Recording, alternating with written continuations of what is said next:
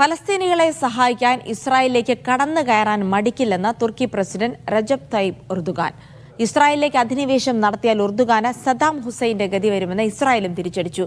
ഗസയിലെ Bureij, Nuseirat അഭയാർത്ഥി ക്യാമ്പുകളിലെ ആയിരക്കണക്കിന് പേരെ ഇസ്രായേൽ കൂട്ടമായി ഒഴിപ്പിക്കുകയാണ്.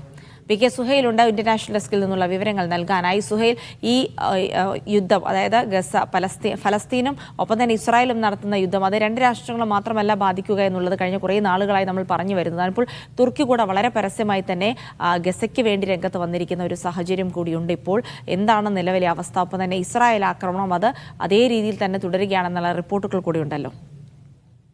ജിൽസി, ഈ യുദ്ധം ആരംഭിച്ചതിന് ശേഷം തുർക്കി പ്രസിഡന്റ് റജബ് തയ്യിബ് എർദോഗാൻ ഇത്രയും ശക്തമായ ഭാഷയിൽ ആദ്യമായാണ് പ്രതികരിക്കുന്നത്.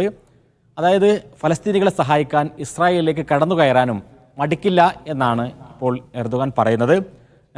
ലിബിയയുടെയും അതേപോലെ തന്നെ നഗർണോ കരബാഹ് മേഖലയിലെയും അനുഭവങ്ങൾ വെച്ചുകൊണ്ടാണ് തുർക്കി ഈ മേഖലകളിലേക്ക് എങ്ങനെയാണോ കടന്നു കയറിയത് അതേപോലെ ഇസ്രായേലിലേക്കും കടന്നു കയറാൻ മടിക്കില്ല എന്നാണ് പറയുന്നത്.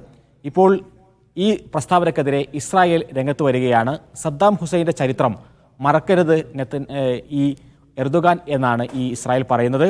അത്തരമൊരു കടന്നുകയറ്റം ഉണ്ടായിക്കഴിഞ്ഞാൽ എർദോഗാനെ തന്നെ ആകെ നശിപ്പിക്കും എന്ന് ഇസ്രായേൽ പറയുന്നു. നമുക്കറിയാം, എർദോഗാൻ എന്ന് പറയുന്നത് തുർക്കി നാറ്റോയുടെ അംഗരാജ്യമാണ്. അമേരിക്കയോടൊപ്പം അല്ലെങ്കിൽ പാശ്ചാത്യ സഖ്യത്തോടൊപ്പം ചേർന്ന് നിൽക്കുന്ന ഒരു രാജ്യമാണ്. ആ രാജ്യത്തിൻ്റെ മേധാവിയിൽ നിന്നും ഇത്തരമൊരു പ്രസ്താവന ഉണ്ടാകുന്നത് ഇസ്രായേലിനെ സംബന്ധിച്ചിടത്തോളം വലിയ പ്രതിസന്ധിയായി തന്നെയാണ് കാണുന്നത്.